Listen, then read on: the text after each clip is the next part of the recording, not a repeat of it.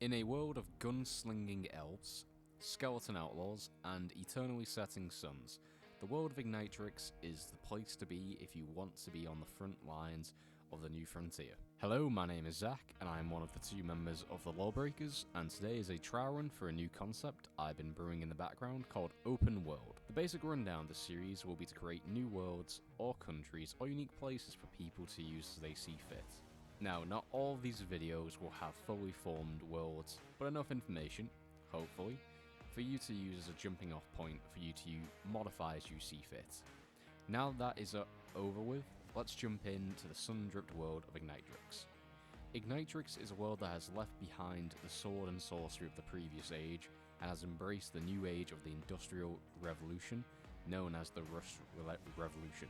In the world, this started just over 70 years ago, and while most have adapted to the new age, some have refused to join in with the advancement, doubling down on the old arcane ways.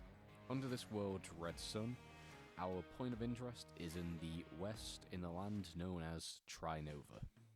Trinova is a desert range spanning over a vast amount of land. Back in the prime age of sword and sorcery, the land was barren and home to dragons, dinosaurs, phoenixes, and ghosts that haunt the land. But even in this torrid land, animals such as coyotes, svenlinders, rattlesnakes, and other such animals also called Trinova their home. While most races of Ignitrix chose not to take up settlement in the desolate lands, bandits, monks, and other nomadic people have taken refuge there in the past. But that is in the past, and even if the old tenants don't like it, they have new neighbours now to share the land with: blacksmith, explorers, businessmen, opportunists, and rules and lawmakers to join them in their new home. Now, I won't be giving too many names, cities, or characters away, but I'll give enough to work with for the moment, and more of a guide for a jumping off. Like I said before, a jumping off point. The first point of interest is the City of Wild Angels. The City of Wild Angels is a cutting-edge city at the forefront of the Rust Revolution, known for its ambition, commerce, working conditions, and screwy governor that runs the city. The citizenship of Wild Angels are mainly inventors, entrepreneurs, and the cogs that work for them.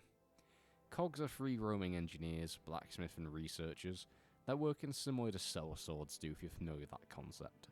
In this city, laws are enforced, but if you can pay the governor his asking price, you can ignore such pesky things such as health and safety precautions, human experimentation, or even court battles over espionage and corporate sabotage. Glenn Lawrence is the governor of Wild Angels, and is known far and wide as a capitalist and a man of his word. In his world, money rules all and none shall question if they have the coin to spend.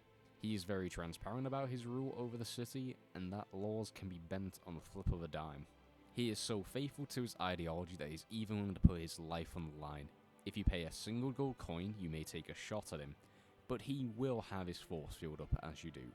Many a business negotiation has ended with several gold pieces exchanging hands, and shells littering the ground. The city is broken up into 5 districts: the business district, the marketplace, testing grounds, the pleasure centre, and of course the sleeping quarters. Each separate area has its own rules and fees if you wish to get ahead of the competition. Though the sleeping quarters has a price so steep, it's not often that rules are ignored there. This is because Glenn values a worker's right to sleep, so that they are rested enough in order to generate him money. But sometimes, if profits are down, he's not scared to give them a reminder not to bite the hand that feeds. How do other settlements of Trinova look upon Wild Angel? To that, here is Venom Pass's citizenship and how they view Wild Angel. They view Wild Angel as a profitable city indeed. Corporate espionage is in high demand, as well as the odd assassination job for when egos of want-to-be movers and shakers get hurt. Still, as a city itself, they view it as a strictly workplace venture. Too bronze and earthy to be admired unless you're looking to move from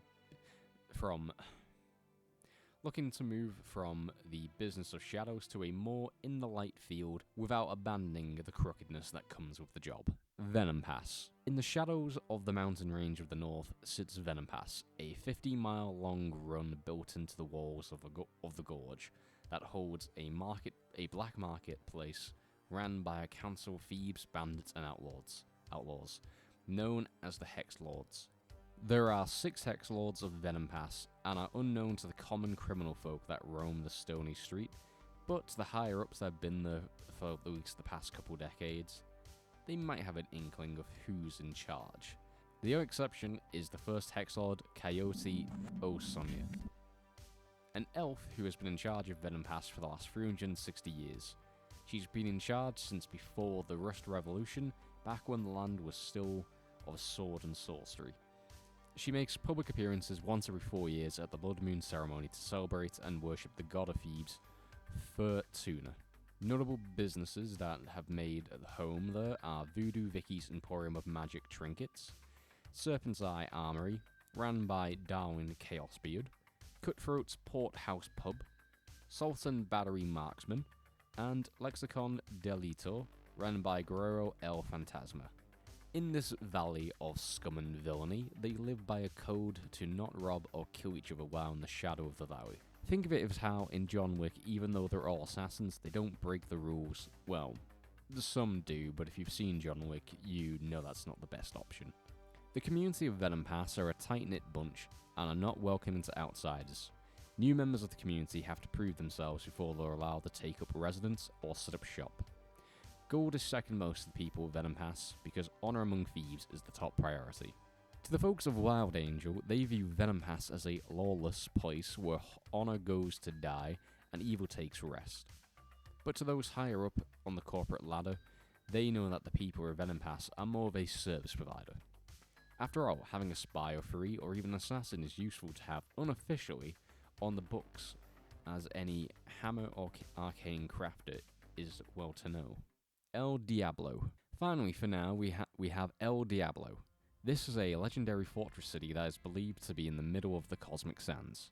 This golden military state is believed to hold an army of the undead, devils, and demons waiting for a general to take the city and guide them to conquering the world. Wandering ghosts of dead warriors are said to make a pilgrimage to El Diablo before the Reaper comes and collects them and ferries them onto the next plane of existence. Those that have suffered a near-death experience have claimed this to be true. The legend of El Diablo started before the Rust Revolution. This legend is said to be as old as the age of sword and sorcery, if not older. A once wise king was under attack by barbarians and other savages. The king, knowing this would have been the end of his kingdom, had his wizards summon a fabled demon to save the city. Upon completing the contract with the demon, it is said the demon transformed into a mighty red dragon and purged the invaders in hellfire before circling around the fortress and burning alive all within its walls. After doing so, the beast sealed all the souls to the fortress, then picked up the entire complex and carried it to the desert, and transmuted the stone and steel into solid gold. This is the legend of El Diablo. Most people in the city of Wild Angel wish for the city to exist, if not for the fact they could gather the resources to pay off Glenn for any and all experimentations they want, and maybe even to finally put a bullet in his fucking head. The thieves of Venom Pass don't believe such a place exists, primarily because if it did, then they would have been the first to find it and ransack it for all its treasure. Anyway, I think I'll call it a wrap here for today on Ignitrix for now. I hope you enjoyed the world, or find it at least useful as jumping off points. Please remember to like, comment, and subscribe if you've enjoyed the video. And I've been Zach of the Lawbreakers, and this is the end. Goodbye.